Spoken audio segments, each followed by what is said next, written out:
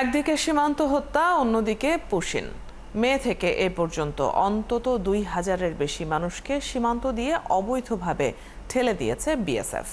আর অন্তর্বর্তী সরকারের ১১ মাসে ৩৪ জনকে হত্যা করেছে ভারতীয় সীমান্তরক্ষীরা। প্রধান উপদেষ্টার প্রেস সচিব বলছেন, এসব ঠেকাতে বিজিবিকে সর্বোচ্চ নির্দেশনা দেয়া আছে।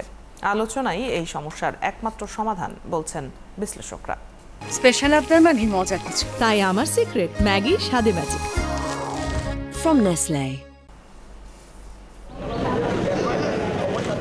ও পারে ভারতের আসাম আর এ পারে মৌলভীবাজারের বড়লেখা সীমান্ত। শনিবার মধ্যরাতে ১১ জনকে এই দিক দিয়ে পুশিন করে ভারতীয় সীমান্তরক্ষী বাহিনী বিএসএফ। শুধু মৌলভীবাজারই নয়, ২২টি জেলার সীমান্ত দিয়ে গেল মে মাসে ৭ তারিখ থেকে এখন পর্যন্ত অন্তত ২,০০০-এর অধিক মানুষকে বাংলাদেশের অভ্যন্তরে ঠেলে দিয়েছে বিএসএফ। বর্ডার গার্ড বাংলাদেশের তথ্য মতে সর্বোচ্চ ৫ শতাধিক ব্যক্তিকে পুশিন করানো হয়েছে মৌলভীবাজার সীমান্ত দিয়ে। তারপরে আছে সিলেট, লালমনিরহাট, খাগড়াছড়ি ও সাতক্ষীরা সীমান্ত। একদিকে যেভাবে পুশিন চলছে, অন্যদিকে সমান্তালে সীমান্তে বাংলাদেশি নাগরিকদের হত্যা করছে বিএসএফ। আইন ও সালিশ কেন্দ্রের তথ্য মতে অন্তর্বর্তী সরকারের ১১ মাসে অন্তত ৩৪ জন বাংলাদেশিকে হত্যা করেছে বাহিনীটি, যার সর্বশেষ বলি ফেনীর পরশুরামের ২ ব্যক্তি। প্রধান উপদেষ্টার প্রেস সচিব জানান, পুশিন ঠেকাতে কূটনৈতিকভাবে চেষ্টা করা হচ্ছে, পাশাপাশি সীমান্তে বিজিবিকে সর্বোচ্চ নির্দেশনা দেয়া আছে।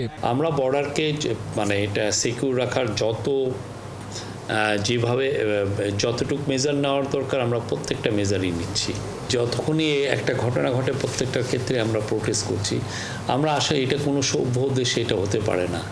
আমরা আশা করব এটা একদমই জিরোতে এসে ঠিক। বিশ্লেষকরা বলছেন, পুশিন ও সীমান্ত হত্যা বন্ধে দুই দেশকে আলোচনা করে সমঝোতায় আসতে হবে। আমাদের যে দূতাবাস রয়েছে, হাইকমিশন রয়েছে ভারতে, তারা সেখানে অন্তত একটা ডিপ্লোম্যাটিক তৎপরতা চালানো, অর্থাৎ কয়েকটা লেভেলে এটার আলাপ আলোচনা করে অন্তত কিছু সময়ের জন্য, কয়েক মাসের জন্য হোক, একটা সমাধানের জায়গায় আসা উচিত। তবে এতে কাজ না হলে সীমান্তে বাংলাদেশি বাহিনীকে আরো শক্ত হওয়ার পরামর্শ এই বিশ্লেষকের।